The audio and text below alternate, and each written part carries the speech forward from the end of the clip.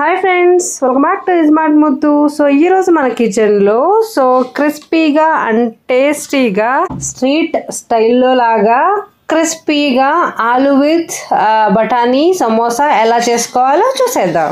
So ఇలా చేశారంటే మీరు ఇంట్లోనే ఈజీగా అండ్ క్రిస్పీగా ఈజీగా ప్రిపేర్ చేసుకోవచ్చు అనమాట. సో ఇంకెందుకు ఆలస్యం, రెసిపీలోకి వెళ్ళిపోదాం. సో ఈ రెసిపీ కోసం ముందుగా మనం ఇక్కడ 200 grams ఆలు నీట్ గా పీల్ తీసుకొని అండ్ 1-2 సార్లు శుభ్రం చేసుకొని ఇలా ఒక గిన్నెలోకి తీసుకొని కావాల్సిన వాటర్ పోసి ఉడకబెట్టుకోవాలండి. సో గ్యాస్ ని మీడియం టు హై ఫ్లేమ్ లో అడ్జస్ట్ చేసుకుంటూ ఉడకబెట్టుకోవచ్చు అనమాట. ఈ ఆలుని ఒక 10 minutes ఉడికితే చాలండి. ఆల్మోస్ట్ ఆలు తొందరగానే ఉడికిపోతుంది అనమాట. సో ఇలా మధ్యలో మూత తీసి ఉడికిందా లేదా అని చెక్ చేసుకోవచ్చు అనమాట. సో నాకైతే 10 minutes పట్టింది. 10 minutes తర్వాత బాగా ఉడికిపోయింది చూడండి. సో వీడియో క్లిప్ లో చూపిస్తున్న విధంగా ఇలా ఉడికిపోయిన తర్వాత గ్యాస్ ఆపేసుకొని నీళ్లు డ్రైన్ చేసుకోవాలండి. నీళ్లు ఉంచేసుకొని పక్కన పెట్టేసుకుందాం. సో ఉడికిన తర్వాత ఒక పక్కన పెట్టేసుకొని బఠానీలు కూడా మనం ఉడికించుకోవాలండి. సో ఇక్కడ నేను బఠానీలు ఒక 50 to 60 grams ఆఫ్ బఠానీలు తీసుకుంటున్నానండి. సో బఠానీలు పచ్చి బఠానీలు అయితే తొందరగా ఉడికిపోతాయి అనమాట. టైం ఎక్కువ తీసుకోదు, ఒక 5 to 10 minutes లో ఉడికిపోతాయి అనమాట. సో మంటను మీడియం టు లో ఫ్లేమ్ లో అడ్జస్ట్ చేసుకుంటూ ఈ బఠానీలు ఉడికించుకోవాలండి. సో ఇలా వీడియోలో చూపిస్తున్న విధంగా ఒక 10 minutes కే నాకైతే పచ్చి బఠానీలు ఉడికిపోయాయండి. సో టైం ఎక్కువ తీసుకో, చూసారు కదా చక్కగా ఉడికిపోయాయి అనమాట.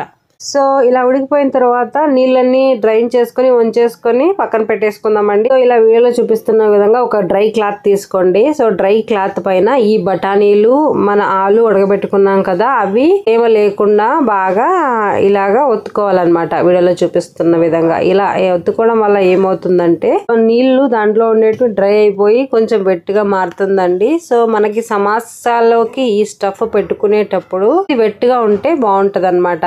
కొంచెం నీళ్ళగా మెత్తగా ఉందనుకోండి, సో ఆ స్టఫ్ పెట్టిన తర్వాత సమోసా మెత్తగా అవుతుంది అనమాట, తొందరగా క్రిస్పీగా ఉండకుండా. అందుకని ఇలా మనం ఒత్తుకుంటే ఆలుని ప్లస్ ఈ బఠానీని కొంచెం బాగుంటది అనమాట స్టఫ్. సో ఈ పాయింట్ అయితే మీరు నోట్ చేసుకోవాలి. సో ఇలా ఆలుని సన్నగా కట్ చేసుకోవాలండి. ఇలా వీడియోలో చూపిస్తున్న విధంగా మన దగ్గర ఉన్న ఆలుని మొత్తం ఇలా సన్నగా కట్ చేసి ఒక గిన్నెలో వేసుకోవాలండి. సో వేసుకున్న తర్వాత ఇలా మన దగ్గర ఉన్న ఆలుని మొత్తం స్మాష్ చేసుకోవాలి, బాగా నలుపుకోవాలన్నమాట. ఈ మిశ్రమం ఎంత బాగా నలిగితే అంత బాగుంటది, స్టఫ్ పెట్టడానికి ఈజీగా ఉంటది అనమాట. సో ఇప్పుడు మందంపాటి బాణల్ని గ్యాస్ పైన పెట్టుకొని 3 to 4 spoons ఆఫ్ ఆయిల్ వేసి కొంచెం వేడైన తర్వాత 1 tablespoon ఆఫ్ జీలకర్ర, 3 to 4 పచ్చిమిర్చి ఇలా సన్నగా కట్ చేసుకోవాలి, చాలా సన్నగా కట్ చేసుకోవాలండి. 2 మీడియం సైజ్ ఆఫ్ ఆనియన్స్ సన్నగా కట్ చేసుకోవాలండి. సో ఇక్కడ ఒక టిప్ గుర్తు పెట్టుకోవాలి, ఆనియన్స్ మిర్చి అన్ని సన్నగా ఎంత వీలైతే అంత సన్నగా కట్ చేసుకోవడం చాలా ఇంపార్టెంట్ అనమాట. సో తర్వాత ఒక 5 to 6 జీడిపప్పు పలుకులు వేస్తున్నానండి. సో తర్వాత బాదం సన్నగా కట్ చేసుకొని ఒక 20 బాదం వేస్తున్నానండి. తర్వాత 1 tablespoon ఆఫ్ పసుపు, తర్వాత 1 tablespoon ఆఫ్ కారం వేయాలండి. సో 1 tablespoon వద్దనుకుంటే తగ్గించుకోవచ్చు అనమాట. సో తర్వాత హాఫ్ స్పూన్ ఆఫ్ మిరియాల పొడి వేసుకోవాలి. సో తర్వాత తగినంత ఉప్పు వేసుకోవాలి. ఇక్కడ నేనైతే 2 tablespoon ఆఫ్ ఉప్పు వేస్తున్నానండి. తర్వాత 1 tablespoon ఆఫ్ జీలకర్ర పొడి వేసుకోవాలి. సో తర్వాత 1 tablespoon ఆఫ్ ధనియాల పొడి వేసుకోవాలండి. సో ఈ మసాలాలన్నీ వేసిన తర్వాత మంటని ఒక 2 minutes లో ఫ్లేమ్ లో పెట్టుకొని ఒక 2 minutes ఫ్రై చేసుకోవాలండి. సో చేసుకున్న తర్వాత సన్నగా కట్ చేసి పెట్టుకున్న కొత్తిమీరని వేసుకోవాలి. ఇక్కడ ఒక టిప్పు గుర్తు పెట్టుకోండి, కొత్తిమీర కూడా చాలా సన్నగా కట్ చేసుకుని వేసుకోండి. సో తర్వాత మనం ఉడకబెట్టి పక్కన పెట్టాం కదా ఆ బఠానీ మొత్తం వేసుకొని ఫ్రై చేసుకోండి. సో ఇలా వీడియోలో చూపిస్తున్న విధంగా మొత్తం వేసుకొని ఫ్రై చేసుకున్న తర్వాత ఒక 1 minute ఫ్రై చేస్తే సరిపోతుందండి. తర్వాత మనం ఉడకబెట్టి స్మాష్ చేసి పక్కన పెట్టుకున్న ఆలుని కూడా ఇందులో వేసేసుకోండి. వేసేసిన తర్వాత ఎక్కువ సేపు ఫ్రై చేయాల్సిన అవసరం లేదండి, ఎందుకంటే ఆల్రెడీ ఇవన్నీ ఉడికిపోయాయి కదా. ఒక 5 minutes ఫ్రై చేస్తే మీడియం ఫ్లేమ్ లో చాలా అనమాట.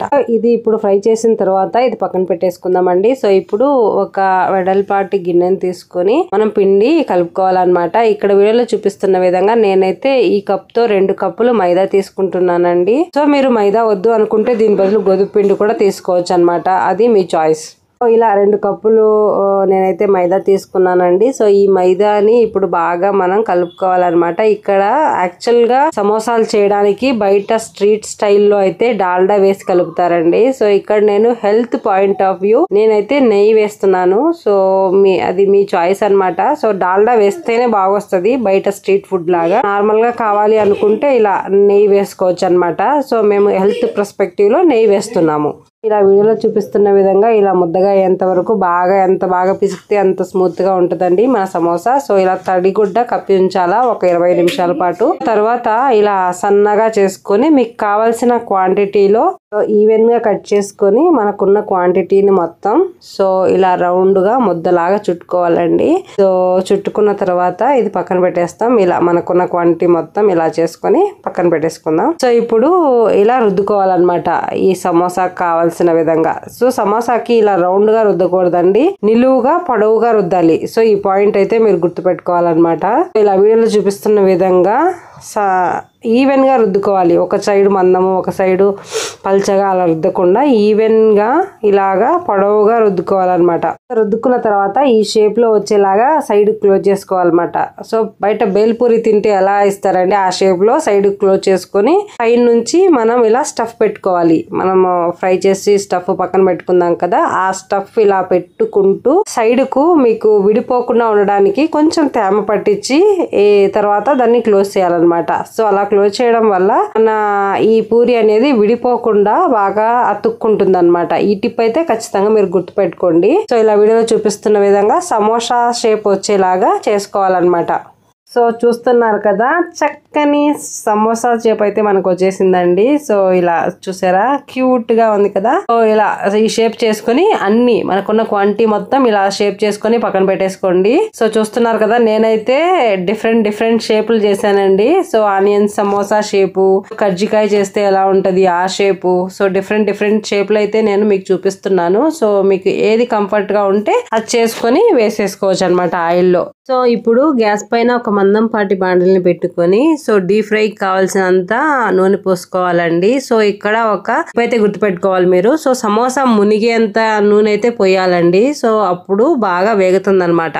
సో ఇలా మన సమోసాలని 1 by 1 వేసుకుంటూ మనం ఫ్రై చేసుకోవచ్చండి. సో నేనైతే ఇక్కడ ఒకేసారి ఒక 3 సమోసాలు వేస్తున్నాను. సో కొంచెం ఒక సైడు వేగిన తర్వాత కాలిన తర్వాత ఇంకొక సైడు తిప్పుకుంటూ కాల్చుకోవాలి. ఇలాగా చక్కగా చూస్తున్నారు కదా. సో చక్కగా మనకి ఫ్రై అయిందనమాట మన సమోసా. సో ఇలా 1 by 1 మీ దగ్గర ఉన్న క్వాంటిటీ మొత్తం చక్కగా ఇంకా కాల్చుకోవడమే అన్నమాట. సో ఇంతే అండి, చక్కగా ఇంట్లోనే క్రిస్పీగా అండ్ టేస్టీగా సమోసా చేసుకోవడం చాలా ఈజీ అన్నమాట. సో మీరు కూడా మీ ఇంట్లో ట్రై చేసి మీకు ఎలా కుదిరిందో ఖచ్చితంగా కమెంట్స్ లో చెప్పడం అయితే మర్చిపోకండి. మన ఛానల్ ఎవరైనా సబ్స్క్రైబ్ చేయకపోతే ప్లీజ్ డూ సబ్స్క్రైబ్. ఎందుకంటే మీ ముందుకి సరికొత్త వంటలతో మీ ముందుకు వస్తుంటాను. So thank you so much. Bye.